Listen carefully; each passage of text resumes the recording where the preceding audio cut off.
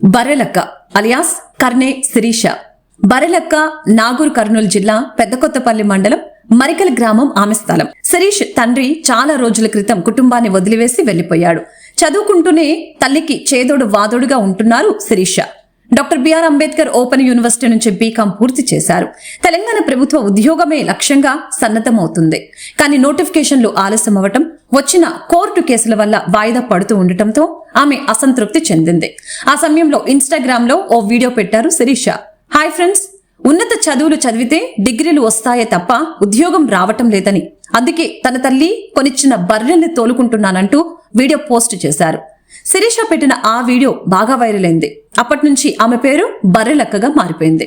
ఆ తర్వాత Instagram, YouTube లో చిన్న వీడియోలు చేసుకుంటూ వస్తున్నారు. అయితే అనూహ్యంగా తెలంగాణ ఎన్నికల్లో నామినేషన్ వేయటంతో మరొకసారి ఆమె పేరు మారుమ్రోగిపోయింది. నిరుద్యోగుల గలం వినిపించేలా తాను నామినేషన్ వేశానని, గెలిపిస్తే అసెంబ్లీలో అడుగుపెట్టి నిరుద్యోగుల సమస్యలపై కొట్లాడతానని చెప్పింది. అసెంబ్లీ ఎన్నికల్లో ఇండిపెండెంట్ అభ్యర్థిగా బరిలో నిలిచిన ఆమె 2 తెలుగు రాష్ట్రాల ప్రజలను తన వైపునకు తిప్పుకుంది. తెలంగాణ అసెంబ్లీ ఎన్నికల్లో 2 తెలుగు రాష్ట్రాల్లోని నిరుద్యోగ యువత ఆమెకు పెద్దెత్తున మద్దతు తెలిపారు. సిపిఐ మాజీ జేడి లక్ష్మీనారాయణ, డైరెక్టర్ రామ్ గోపాల్ వర్మ లాంటి ప్రముఖులు తనకు సపోర్ట్ ఇచ్చారంటే బర్రెలక్కకు ఉన్న ఆదరణ ఎలాంటిదో అర్థం చేసుకోవచ్చు. కొల్లాపూర్ నియోజకవర్గానికి సంబంధించి ప్రధాన రాజకీయ పార్టీలకు ధీటుగా దూసుకు వెళ్లారు ఆమె. అయితే ఎన్నికల్లో బర్రెలక్కకు కేవలం 5,754 ఓట్లు మాత్రమే పోలయ్యాయి. ఎన్నికల్లో ఓటమి పాలైనా సరే నిరుద్యోగుల తరపున తన పోరాటం ఆపనంటూ బర్రెలక్క అప్పుడే ప్రకటించింది.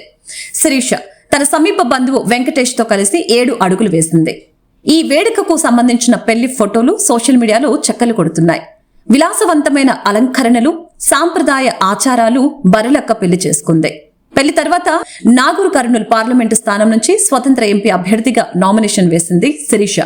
ఎలాంటి హడావుడి లేకుండా కేవలం తన భర్త, కుటుంబ సభ్యులు, సన్నిహితులు, స్నేహితులతో కలిసి నాగూర్ కర్నూలు జిల్లా రిటర్నింగ్ అధికారికి నామినేషన్ పత్రాలు సమర్పించారు. అయితే లోక్సభ ఎన్నికల్లో కూడా ఆమె ప్రభావం పెద్దగా ఉండే అవకాశం లేదు.